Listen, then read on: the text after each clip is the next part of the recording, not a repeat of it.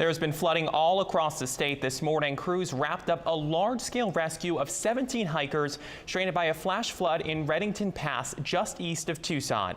Take a look at this video. The Pima County Sheriff's Department says 15 people, including a 4-year-old, were airlifted out by a helicopter Sunday. But the remaining hikers stayed overnight and received food, water, and blankets. They were eventually rescued by a helicopter as well this morning.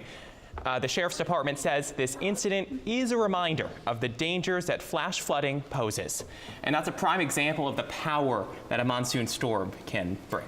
And Tyler, when your home is in the pathway of that severe storm, major damage can occur. Emily Blume joins us to talk about different forms of damage control.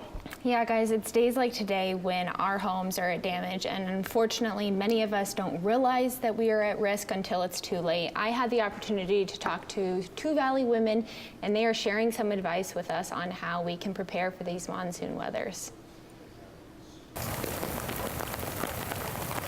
For most of the year, home maintenance here in Phoenix is pretty easy, but when the monsoon rolls in, it can be a completely different story. Get prepared outside and inside so that not a lot of things bad happen to you and aftermath is to a minimum.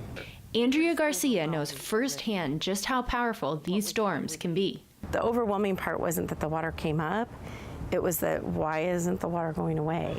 You may remember almost 3 years ago, a Mesa neighborhood nearly destroyed following an intense monsoon storm.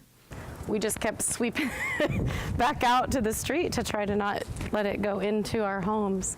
Garcia was one of the many victims of that flood, and years later, folks in that neighborhood are still making repairs.